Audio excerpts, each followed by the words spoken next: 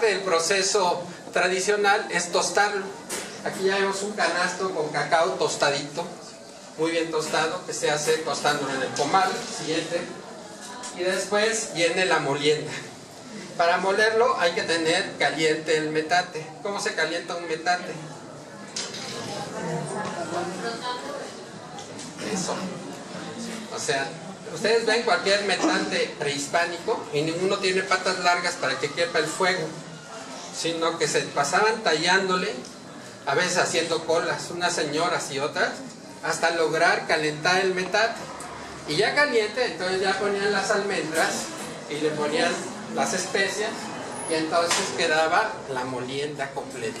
Es más, dice Sahagún, en la primera la machucan y las quiebran, en la segunda lo hacen más molido y en la tercera lo muelen todavía más fino y le agregan maíz, o sea, como si fueran a hacer el pozole.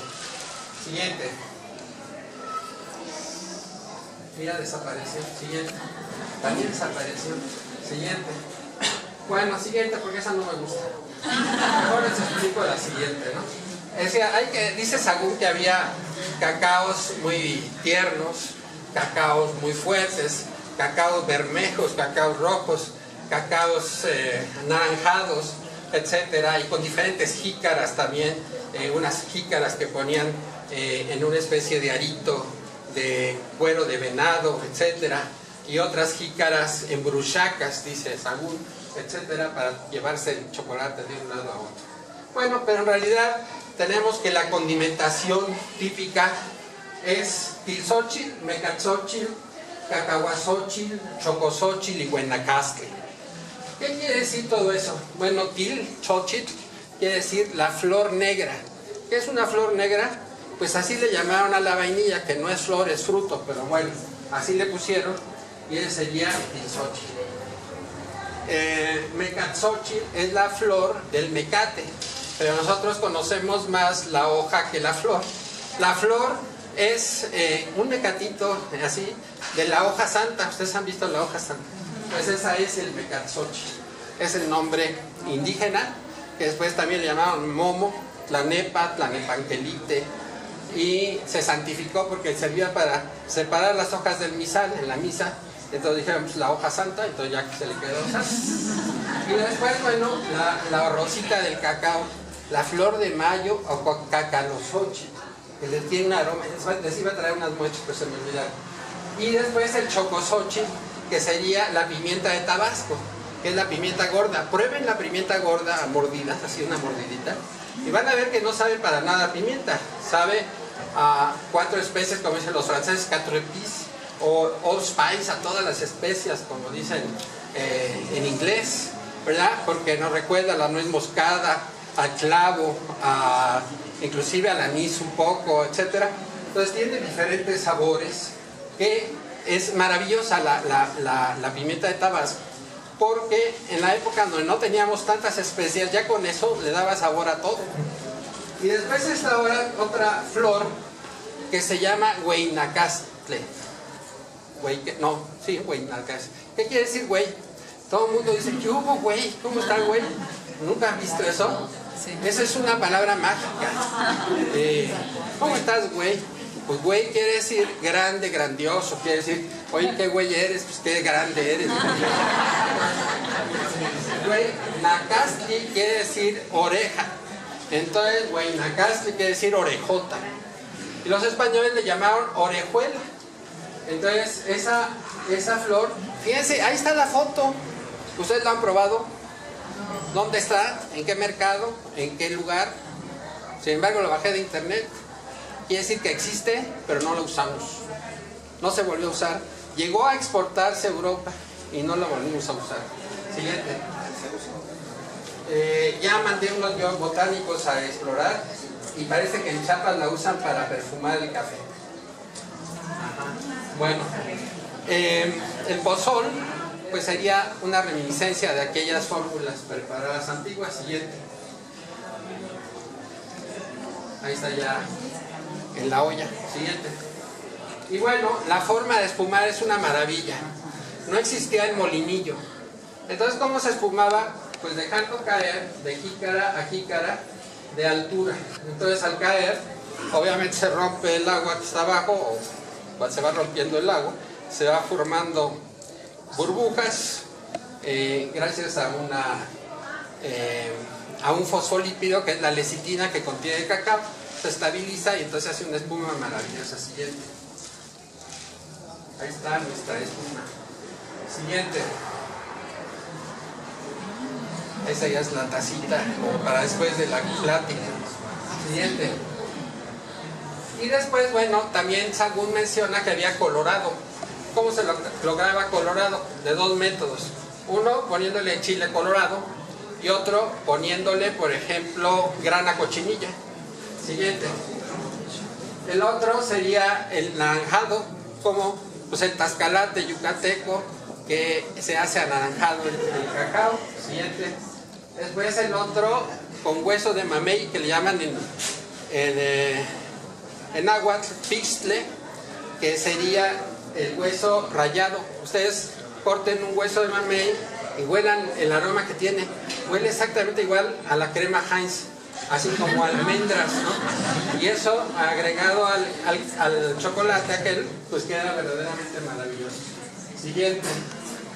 Y bueno, los atoles, hay algunos tradicionales, por ejemplo ese atole de cáscara que hacen en algunos lugares, lo hacen con la cascarita del cacao, que tiene la mayor cantidad de teobromina y cafeína, por lo tanto sale así como que cuando fueron a Samos, ¿sabes? Así.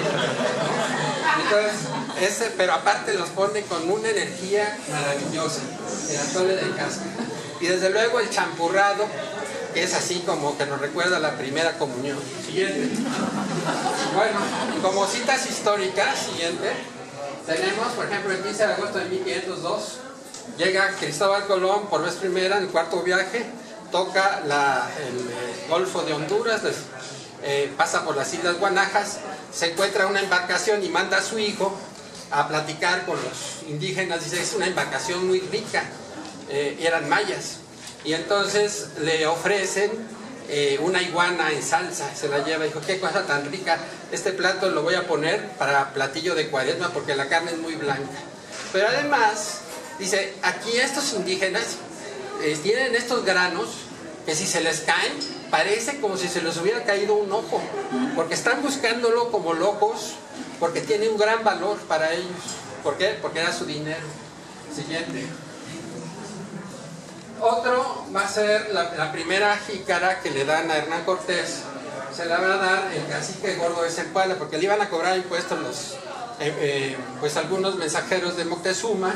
Entonces él dice, a ver, mientras atiendan a estos señores, tómate un cacao espumado, y entonces te sirve su jícara de cacao.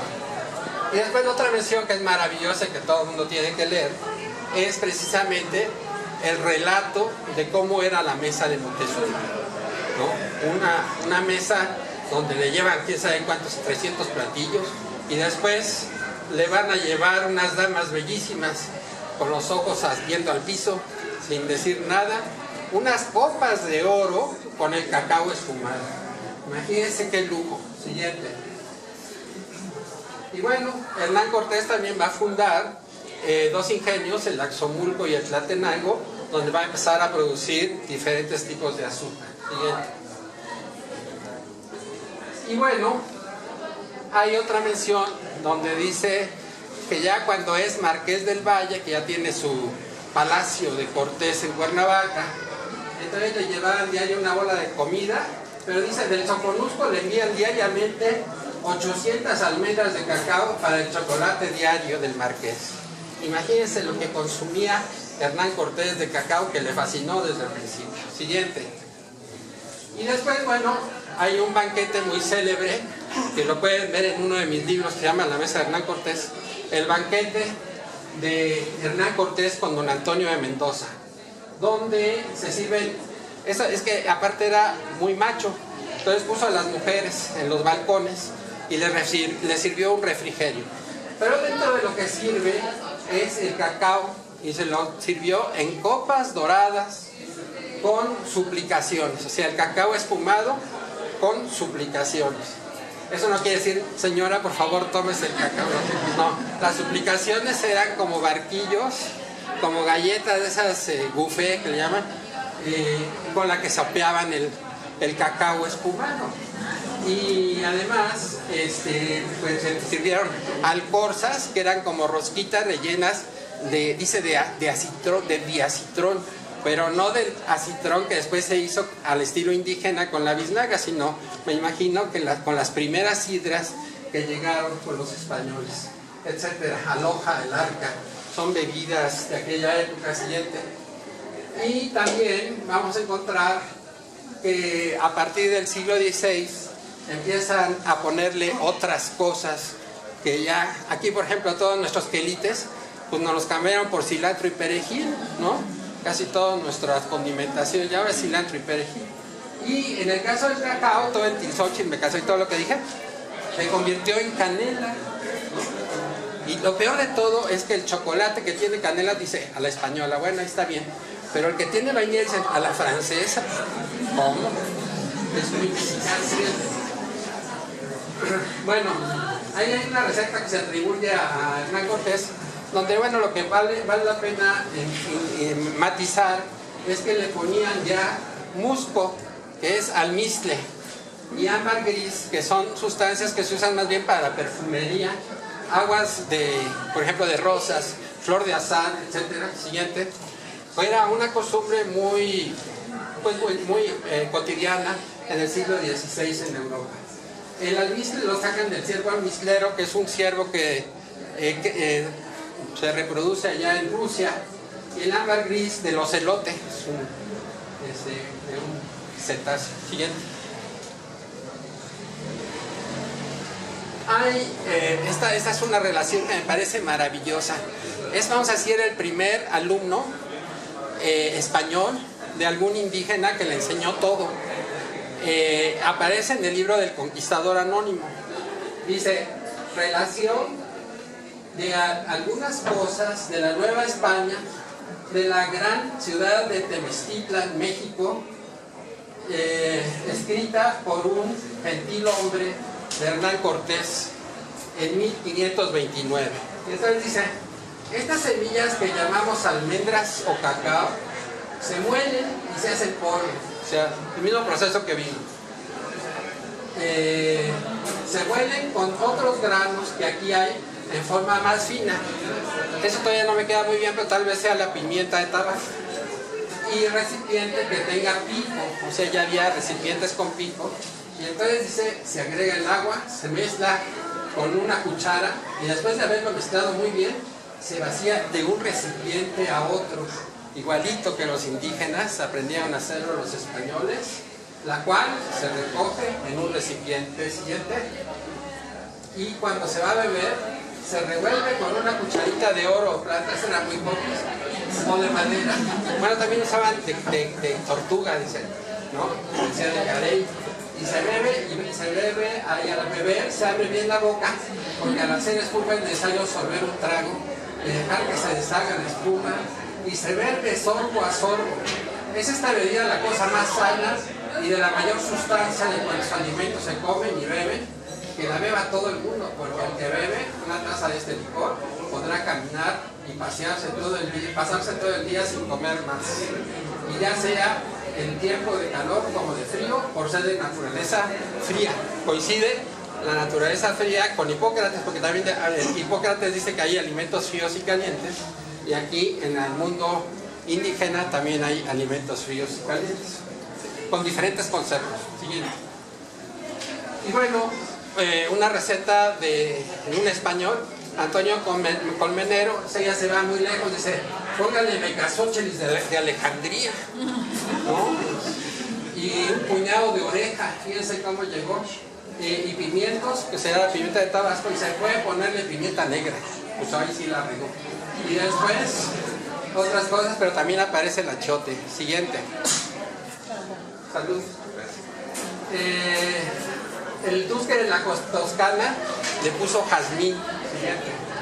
Ese es el duque de la Toscana. Había 3 duques de la Toscana, el primero, el segundo y el tercero. Este se llamaba Cosme de Médicis. Y este es el tercero, ya es como del Renacimiento, ¿no? Siguiente.